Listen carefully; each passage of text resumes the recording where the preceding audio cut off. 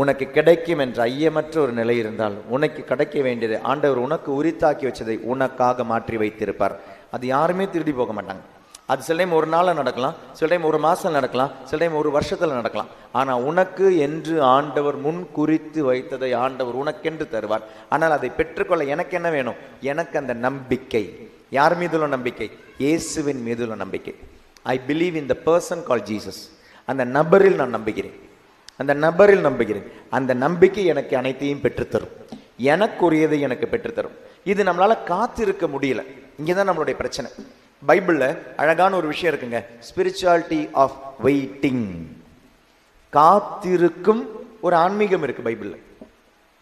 அது நம்மளால முடியல, காத்திருக்க நம்மளால முடியல. That is a spirituality of waiting.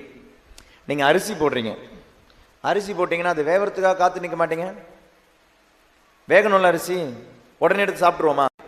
அப்போ அரிசி வேகிறதுக்காக காத்து இருக்கிறோம், துணி காயறதுக்காக காத்து இருக்கிறோம், பஸ்ஸுக்காக காத்திருப்போம், ட்ரெயினுக்காக காத்திருப்போம், பல விஷயங்களுக்காக காத்திருப்போம். ஆனா ஆண்டவருக்காக மட்டும் காத்திருக்க முடியாது. இப்ப இங்கிருந்து ஜெபிச்சுட்டு வெளியே போனா எனக்கு நான் ஜெபிச்சது நடக்கணும்.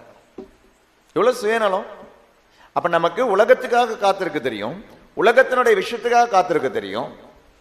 ஆனா ஆண்டவருக்காகவும் ஆண்டவருடைய விஷயத்துக்காக மட்டும் நம்மளால காத்திருக்க முடியாது ஜெபத்துல.